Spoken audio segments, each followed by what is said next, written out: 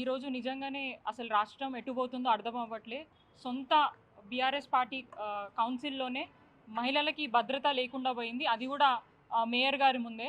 Mayor గారి ముందు మహిళా బీఆర్ఎస్ కార్పొరేటర్ల పైన కాంగ్రెస్ జెంట్స్ కార్పొరేటర్స్ వచ్చి దాడి చేస్తుంటే అక్కడే ఉన్న మేయర్ గారు దాన్ని ఖండించకుండా ఉల్టా మా బీఆర్ఎస్ మహిళలని మార్షల్స్‌ని పిలిపించి బయటికి తీసుకెళ్ళి అరెస్ట్ చేపించే ప్రయత్నం చేసిండ్రు. అండ్ అరెస్ట్ కూడా చేపించి వాళ్ళని చుట్టుపక్కల అంతా తిప్పి వాళ్ళని ఇబ్బంది పెట్టే ప్రయత్నం చేసిర్రు.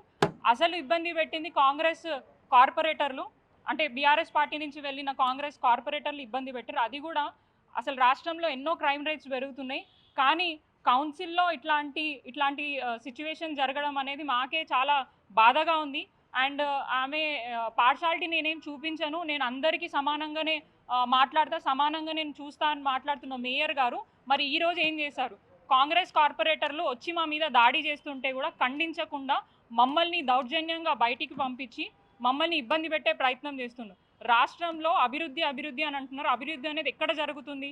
కూలగొట్టడం అభివృద్ధియా? మాకైతే తెలియదు. కట్టడం అయితే అభివృద్ధి అనేది మాకు తెలుసు. కానీ కూలగొట్టేది అభివృద్ధి అనేది వీళ్ళ కాంగ్రెస్ పార్టీ హయాంలోనే నడుస్తుందేమో, అది మాత్రమే మాకు తెలుస్తుంది. 10 ఏళ్ల కేసీఆర్ గారి పరిపాలనలో అన్ని వర్గాల వారు చాలా సంతోషంగా ఉండే, ఎటువంటి ఇబ్బందులు లేకుండా వాళ్ళు తెలంగాణ రాష్ట్రంలో మంచి పాలనని అందుకున్నారు. కానీ కొద్దిగా ఆశపడి వాళ్ళు ఏంటంటే కాంగ్రెస్కి అధికారం ఇచ్చిర్రు. యాక్సిడెంటల్గా అయిన సీఎం యాక్సిడెంటల్గానే పరిపాలిస్తున్నాడు. ప్రజలని అన్ని విధాలుగా మోసం చేస్తున్నాడు. ఏ వర్గం వాళ్ళు కూడా ఇప్పుడు సంతోషంగా లేరు. అండ్ ఈరోజు బడ్జెట్ గురించి మేము మాట్లాడడానికి మేము కూడా కౌన్సిల్లోకి వచ్చాము.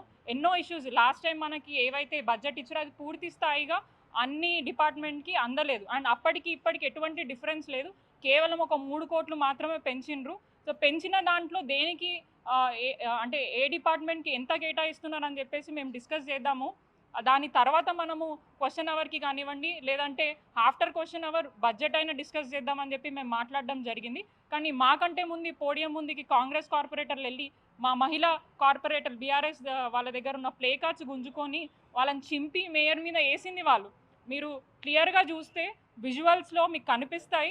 దౌర్జన్యం చేసింది వాళ్ళు, దాడి చేసింది వాళ్ళు. కానీ వాళ్ళని వదిలేసి మమ్మల్ని మా మీద టార్గెట్ చేసి ఈరోజు మమ్మల్ని పోలీస్ స్టేషన్లో పెట్టి ఇబ్బంది పెట్టి సభ నడిపించే ప్రయత్నం చేశారు. యాక్చువల్గా అయితే బడ్జెట్ ప్రతి ఒక్క పార్టీ ఆమోదించిన తర్వాతనే దాన్ని ముందుకు తీసుకెళ్ళాలి. కానీ మేము లేకుండా డైరెక్ట్గా వాళ్ళు బడ్జెట్ అనేది యాక్సెప్ట్ చేశారు. అండ్ క్లియర్గా ఇప్పుడు తెలుస్తుంది ఏ పార్టీలు కలిసి ఉన్నాయి. సెంట్రల్లో స్టేట్లో బీజేపీ కాంగ్రెస్ ఒకటి అనేది క్లియర్గా తెలుస్తుంది. ఒక చిన్న ఎగ్జాంపుల్ చెప్తాం. మొన్న జరిగిన అల్లు అర్జున్ గారి ఇన్సిడెంట్ని బేస్ చేసుకొని అండ్ అట్లాగే 26 జనవరి రోజు బీజేపీ వాళ్ళు ఏదైతే ట్యాంక్ బండ్ దగ్గర ఏర్పాటు చేసిన ఇన్సిడెంట్స్, ఈ రెండు మీరు చూసుకోండి. అప్పుడు ఏదో చిన్న ఇన్సిడెంట్ అయినా జస్ట్ మూవీ ప్రమోషన్స్ గురించి వచ్చినందుకు అనుకోకుండా ఒక ఇన్సిడెంట్ జరిగింది. చాలా దురదృష్టకరం.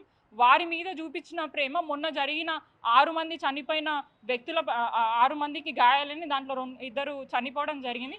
వారి మీద ఎటువంటి స్టేట్మెంట్ లేదు. వారిని ఆదుకుంటామని ప్రభుత్వం మాట్లాడట్లేదు.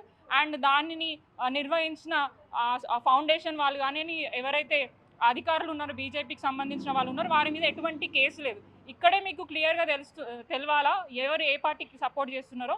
ఈరోజు కూడా బీజేపీ కార్పొరేటర్లు వచ్చి మమ్మల్ని రెచ్చగొట్టి ఇంకా అరవండి, మేయర్ మీద ఇంకా లొల్లి చేయండి, అట్లయితేనే ఆమె మాట్లాడుతుంది, దిగి వస్తుందని చెప్పి మమ్మల్ని రెచ్చగొట్టి వాళ్ళు ఒక్కటయ్యి మమ్మల్ని బయటికి పంపించి ఇప్పుడు కౌన్సిల్లో కూర్చొని ఇష్యూస్ని డిస్కస్ చేయడం జరిగింది.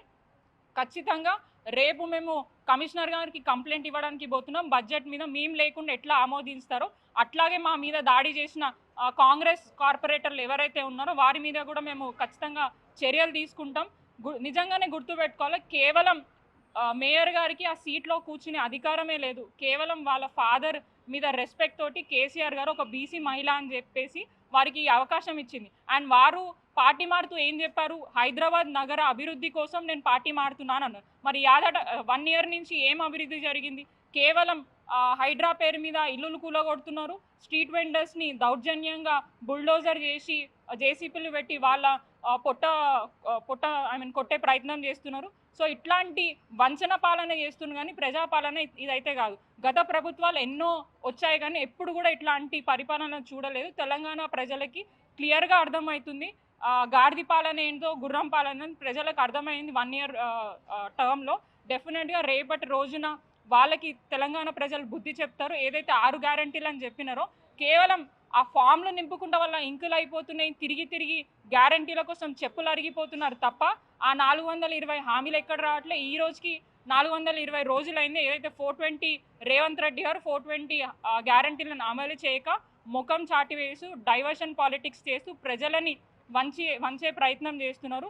రానున్న రోజుల్లో బీఆర్ఎస్ పార్టీ అధిష్టాన పిలుపు మేరకు డెఫినెట్గా ఎక్కడికక్కడ కాంగ్రెస్ పార్టీ నాయకులను అడ్డుకొని వాళ్ళని అంటే వాళ్ళు ఇచ్చే గ్యారెంటీలు చెప్పిన గ్యారెంటీలు ఇచ్చేదాకా కూడా మేము వాళ్ళ వెనుక పడే విధంగా కూడా మేము కృషి చేస్తామని తెలియజేస్తూ జై తెలంగాణ, జై కేసీఆర్.